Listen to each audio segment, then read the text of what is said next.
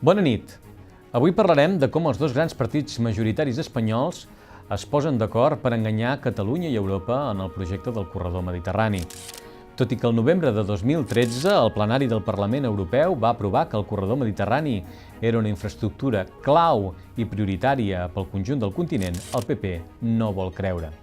Amb anterioritat, la ministra Ana Pastor havia proposat la construcció d'un eix ferroviari que unia Espanya i França foradant els Pirineus, una operació tan costosa i absurda que Europa la va rebutjar. Malgrat que Europa no li donarà ni un euro, el PP ha inclòs el projecte d'aquest corredor central a dins del seu programa electoral per les eleccions del pròxim 25 de maig. I tot això ho fan mentre prometen que el corredor mediterrani és una prioritat.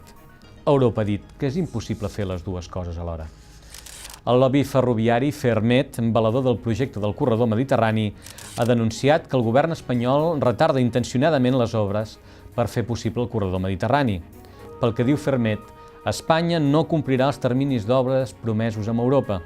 El secretari general de l'entitat, Joan Amorós, ha denunciat que l'executiu conservador ha desviat tota la inversió al ramal del corredor que passa per Madrid i ha deixat en suspens una assignació de 800 milions d'euros que hauria de servir per enllaçar Catalunya amb el País Valencià.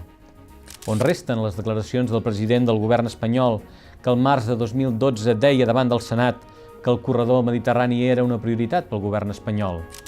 Doncs resten a l'hemeroteca. El PSOE, diguin el que diguin ara, no pensen gaire diferent.